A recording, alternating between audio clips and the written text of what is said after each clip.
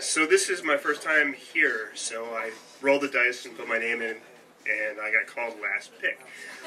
This is a bad idea within a bad idea. When I graduated college, my mother and grandparents said, we want to take you on a trip, so you get to go with us abroad to England, because my grandfather went to boarding school there, and he said, you'll get to meet all these fantastic people, all of which were over 75 years old, which is the obvious group that a 22-year-old wants to meet. And so had been all over England for a couple weeks with them, and then we finally got a day in Manchester, and my grandparents were going to go meet some of their old friends. My mother was going to go and dedicate the book that she had written to this special private library, and I was going to have the afternoon off. I was like, great. So I get away for them for an afternoon, and my grandparents take off, Mom takes off, and we parked the car in a lot. We had rented a car, and she said, when you're ready to leave, I was going to change my shoes just because, I don't know, I was wearing some kind of shoes that I wanted to put on sandals instead. So she said, I'm going to lock the door, you shut it when you leave, we'll meet you back here in a couple hours, it's all good. So she goes off, I shut the door, not thinking anything else.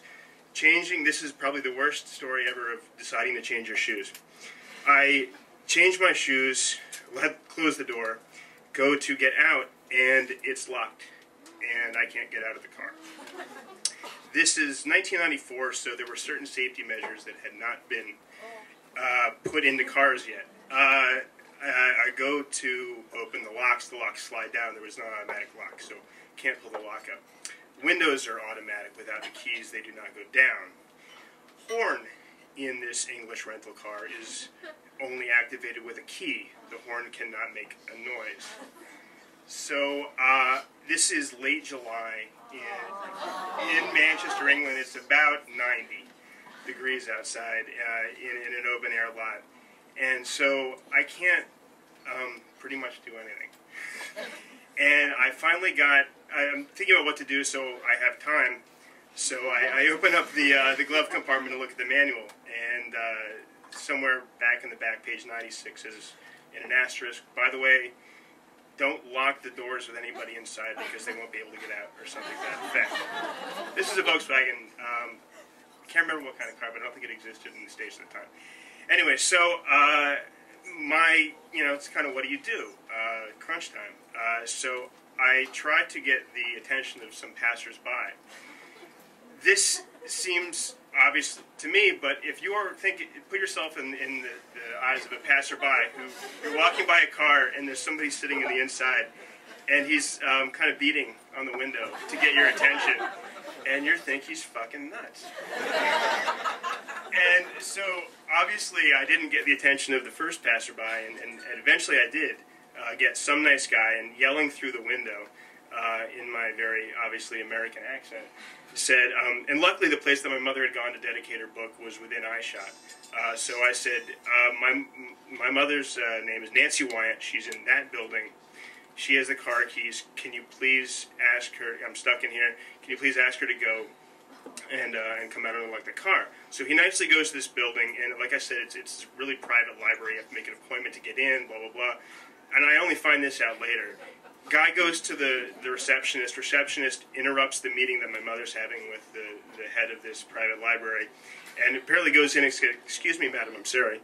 Do you have a small child?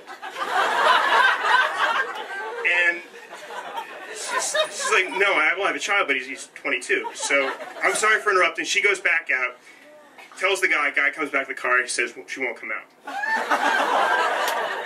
So I plead with her, said, please go back out. Go back. I'm stuck in here. It's really hot. I didn't want to kick out of the car because it was a rental car. I didn't want to kick out the window. Goes to the scenario again. Guy goes to the woman. Woman interrupts the meeting a second time and says, excuse me, madam, I do believe it is your child that's stuck in the car. So that happens.